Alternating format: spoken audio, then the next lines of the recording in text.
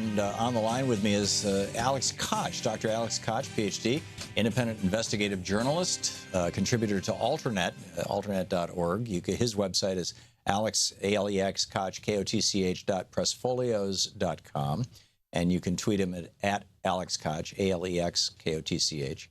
And the article, Beware, the Koch machine is coming for your kids. Alex, welcome to the program. Thanks a lot for having me again. So tell us about the Koch machine coming for your kids. First of all, by your kids, you're talking about your college kids, right? Yeah, in this article I do, but I must also say there are some Koch-funded education programs of free market economics for grade school students, but we'll save that for another time. So yeah, in this case, we're talking about private donations by the Charles Koch Foundation primarily to hundreds and hundreds of colleges and universities around the country in America, over $200 million since 1980 in order to push a free market economic agenda. What does free market mean?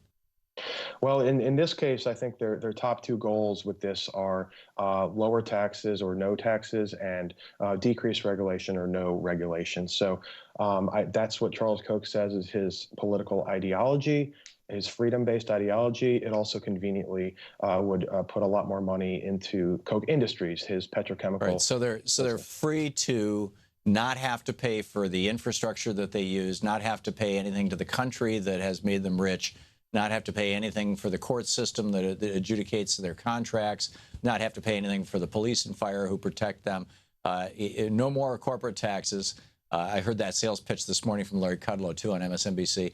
And free to dump all the poison they want into our rivers through Georgia Pacific, where they're making paper, free to dump all the poison they want into our air with the Koch Industries refineries. Is that what you're talking about?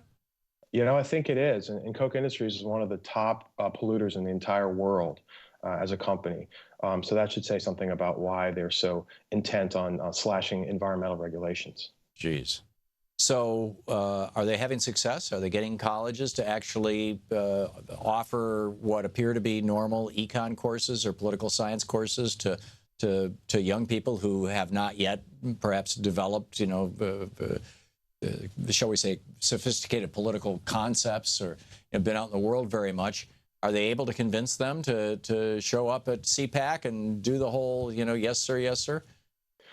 I'm not sure about CPAC specifically, but yes, they're being very successful at public and private universities around the country and colleges at installing professors who are libertarian-minded, who have laissez-faire economics policies. These professors are teaching thousands and millions of students every year in often Koch-funded programs that actually often have strings attached by the Koch Foundation.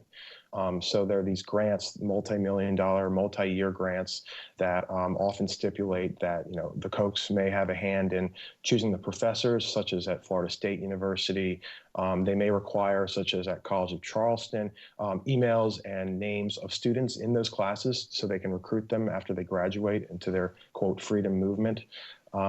So there's a lot of donor control over these donations that I'm not sure we've seen in many other cases. Wow. So are any universities pushing back against this? There have been a few. Perhaps most recently, Suffolk University ended its ties with a partially Koch-funded center that's in Boston. So occasionally we'll see instances of this. Unfortunately, it's not super common, but I do think that the more, for instance, on Koch My Campus, this activist group that's really provided a lot of the data and secret recordings of Koch conferences to the public, the more that stuff gets out, the more journalists write about it, the more that university administrators take this stuff seriously and start to kind of try to retool these centers that Koch funds. I think, yes, over time we'll see more and more rejection of the Koch agenda on campus. Isn't to a large extent this only possible because of Reaganomics? I mean, the University of California used to be completely free. It was funded by the state. They didn't need any of the Koch brothers' money. Ronald Reagan did away with that as governor. Then he put Bill Bennett in charge of the Department of Education, a guy who had campaigned for president on the campaign of ending the Department of Education, and started going full gung-ho on states' rights, local rights, let local school districts be paid for with local property taxes so poor communities continue to have crappy schools, wealthy communities continue to have the very best schools. And then, my understanding is that in 1980, when Reagan came into office, about 80% of the total cost of providing an education to somebody in a state university was paid for by state and federal funds. And today that's down to 20%, 80% being made up by tuition, which is why tuition has exploded. Back when in the 60s, I could go to college at Michigan State University or at Lansing Community College. I spent a little time at both, literally working part-time as a DJ and as a dishwasher at Bob's Big Boy. My mom went to college in the 40s at Michigan State and put herself through school working just in the summer as a lifeguard up in Charlevoix. I mean, those days are long gone because of Reaganomics. Do I have that right? I mean, there could be a relationship there. I mean, what I will say is that the Koch brothers, Charles and David, believe deeply in the free market, so-called free market, uber capitalism. So I would not be surprised if they think that all schools should just be part of that market, and schools should be not public, and schools should be able to charge whatever they want. However, I will say, I believe there's a bit of irony here when the Koch brothers and Charles Koch talk about freedom of academia, and freedom from corporate handouts from the government. They actually support not getting government tax breaks. But what they're actually doing in some of the states, like Arizona, for example, is after a number of years, after funding, there's 3 free market centers at 2 public universities in Arizona. Now the state, the legislature actually put in a budget item that every year these 3 centers will split about $5 million of state funding every year. This is going to allow the Kochs to remove some of their annual funding and let the center run on its own. So that's kind of their business model here: is you start something, and then eventually, in the best case for them, you get the state to pay for it. Whoa. So union workers in Arizona are paying state taxes for university classes to teach young people how evil unions are.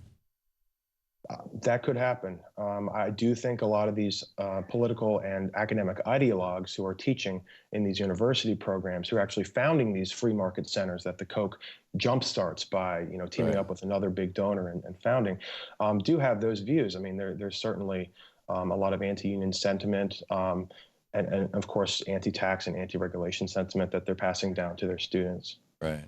This is absolutely mind-boggling. Alex, is there any concerted effort to push back on this, or are the Kochs, basically swallowing? I mean, how many universities across the country is this going on in, and how many are there altogether? What kind of percentage, what kind of foothold do they have? Well, I think there's close to 400 colleges and universities. Actually, I believe it's over 400 that are being funded by the Charles Koch Foundation right now. There surely are more that were previously, so it might be even closer to 500 total. There are about 53 free market centers that are being actively funded by the Koch Foundation. Most of them were founded in part by the Koch Foundation and its multi-million-dollar donations. So yes, this network is vastly expanding, and even in 2014, they gave $23.5 million versus about $12.5 million in 2012. So that almost doubled in 2 years. But at the beginning of your question, yes, there is a lot of pushback and activism. Unkoch My Campus is doing a great job, and a lot of faculty senates on campus are very opposed to these Koch-funded centers. So keep watching for more opposition. Yeah, watch this space, as they say. Alex Kotch, Dr. Alex Kotch, independent investigative journalist, contributor. The great piece that you wrote for Alternet that people can read over there. Alex, thanks so much for being with us today. Thank you. I appreciate it. Good talking with you.